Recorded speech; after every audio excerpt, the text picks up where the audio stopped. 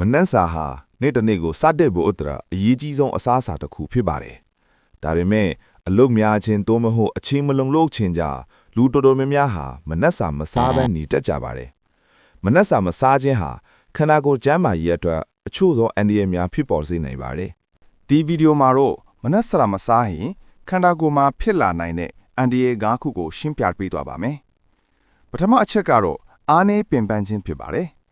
မနက်စာမစားဘဲနေမယ်ဆိုရင်ခန္ဓာကိုယ်ကလိုအပ်တဲ့စွမ်းရည်မရရှိနိုင်ပါဘူး။ဒါကြောင့်နေ့တစ်နေ့လုံးပင်ပန်းနွမ်းနယ်မှုကိုခံစားရနိုင်ပါတယ်။ ဒုတိယအချက်ကတော့အာယုံစူးစိုက်မှုရော့နေခြင်းဖြစ်ပါတယ်။ဦးနှောက်ဟာလှုပ်ဆောင်ချက်ကောင်းစွာလုပ်နိုင်မှုဂလူကို့စ်လိုကပ်ပါတယ်။မနက်စာမစားတဲ့အခါဦးနှောက်ကလိုအပ်တဲ့စွမ်းအင်မရနိုင်ပဲအာယုံစူးစိုက်မှုရော့နေလာနိုင်ပါတယ်။တတိယအချက်ကတော့အစာပိုစားမိခြင်းဖြစ်ပါတယ်။မနက်စာမစားဘဲနေတဲ့သူတွေဟာနေ့လေသို့မဟုတ်ညစာမှာအစာကိုအလွန်အကျွံစားသုံးတတ်ကြပါတယ်။ဒါက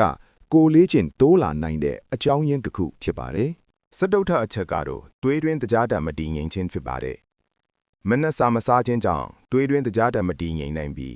အချို့သူများတွင်ခေါင်းမူးခြင်းသို့မဟုတ်မူးဝေခြင်းများဖြစ်နိုင်ပါတယ်